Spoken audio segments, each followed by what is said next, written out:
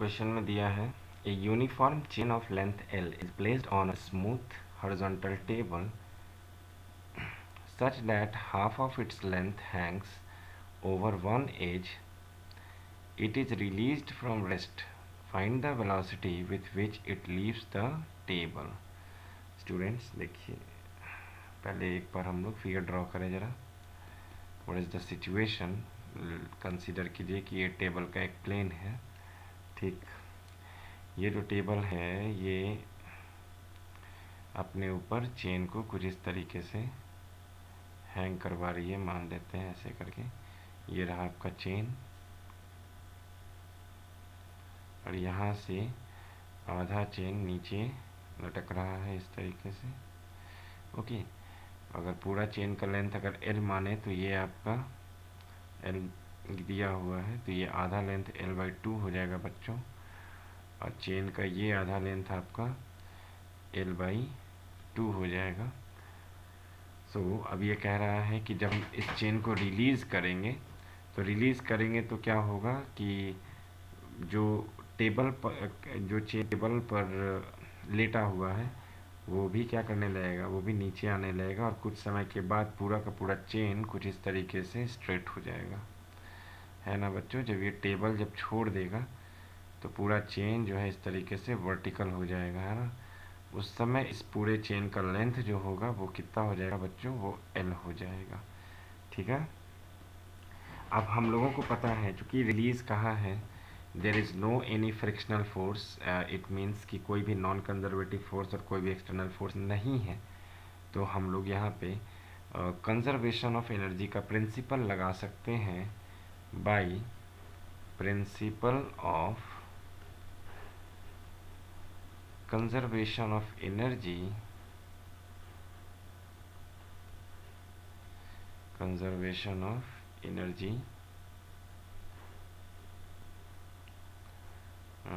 we can say loss in potential energy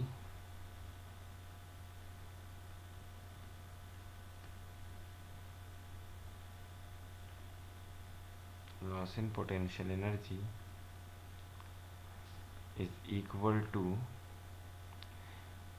gain in kinetic energy. सवाल में कहा है बच्चों कि जब ये पूरा का पूरा चेन टेबल को छोड़ देगा, ठीक है, तो उस समय का क्या वेलोसिटी होगा चेन का, वो निकालना है आपको, है ना.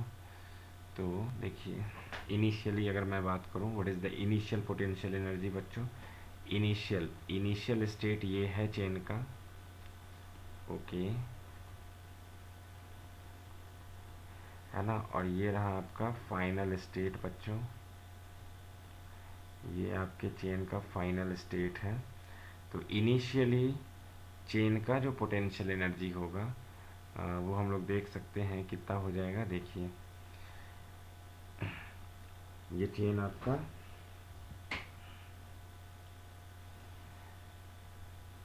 L/2 लेंथ का है ना बच्चों. जिसका centre of mass L/2 length का है, जिसका सेंटर ऑफ मास कहीं L/4 पर होगा. क्योंकि ये यूनिफॉर्म चेन है तो L/4 पर इसका सेंटर ऑफ मास होगा. पूरे चेन का मास m है तो ये आधे चेन का मास कितना हो जाएगा बच्चों, m/2 हो जाएगा. Okay, now the potential energy क्या होगा वो देखते हैं. देखिए, इनिशियल पोटेंशियल एनर्जी मैं लिख रहा हूँ. देखिए, इनिशियल पोटेंशियल एनर्जी लिखना, मैं एक रेफरेंस लाइन ले ले रहा हूँ. मान लीजिए कि ये जो टेबल वाला जो लाइन है ना बच्चों, यही रेफरेंस लाइन है. ओके, रेफरेंस लाइन से कितना नीचे ये m/2 होल्ड कर रहा है, L/4.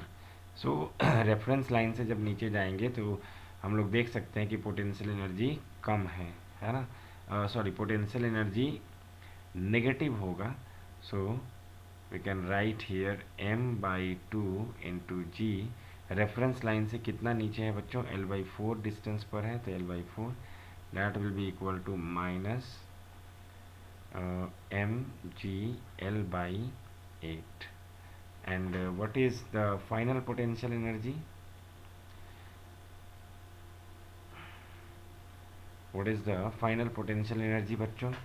आप देख सकते हो कि अब चेन, अब ये जो चेन है ये टेबल को छोड़ चुका है, ये रेफरेंस लेवल है जहाँ पे आपको पोटेंशियल एनर्जी कंसीडर कर लिए हो आप ज़ीरो। यहाँ से कितना नीचे जाएंगे तो पूरा का पूरा मास m मिलेगा हमको। हम जब L/2 डिस्टेंस पर जाएंगे इस रेफरेंस लाइन से तो यहाँ पे हमको बच्चों चेन का सेंटर ऑफ मास मिलेगा जहाँ पे पूरा का पूरा मास m एग्जिस्ट करता है। So what is the final potential energy बच्चों, mg × L/2 n minus. So this will be equal to minus mg L/2. Okay, now what is the change in potential energy बच्चों, देखिए change in potential energy will be equal to potential energy final minus potential energy initial, that will be equal to final potential energy is mg L/2 minus of minus mg L/8 हो जाएगा बच्चों, जो कि बराबर हो जाएगा कितने, -3mg/L/8 के।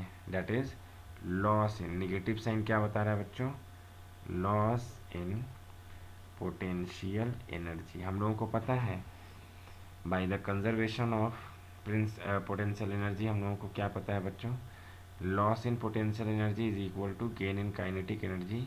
हमने मान लिया कि चेन टेबल को v वेलोसिटी से लीव कर रहा है, तो चूंकि लॉस इन पोटेंशियल एनर्जी कितना है 3mg/L/8 एंड इनिशियली चूँकि इनिशियल काइनेटिक एनर्जी बच्चों जीरो है, मैंने मान लिया, देखो let us consider initial kinetic energy तो जीरो है क्योंकि चेन इनिशियली रेस्ट पर है। मैंने मान लिया कि फाइनल वेलोसिटी v है, तो काइनेटिक एनर्जी फाइनल हो जाएगा half mv²। So kinetic energy final that will be equal to half mv² minus zero. Okay, यहाँ से ये और ये कटा 4 टाइम्स, सो वेलोसिटी का स्क्वायर हो जाएगा कितना बच्चों, आप देखो m से m कैंसल आउट है। ओके, वेलोसिटी का स्क्वायर हो जाएगा 3gL/4। So v will be equal to कितना होगा, √3gL/4। ओके, सो इस वेलोसिटी से चेन जो है टेबल को छोड़ेगा। So option number A is correct option. Thank you.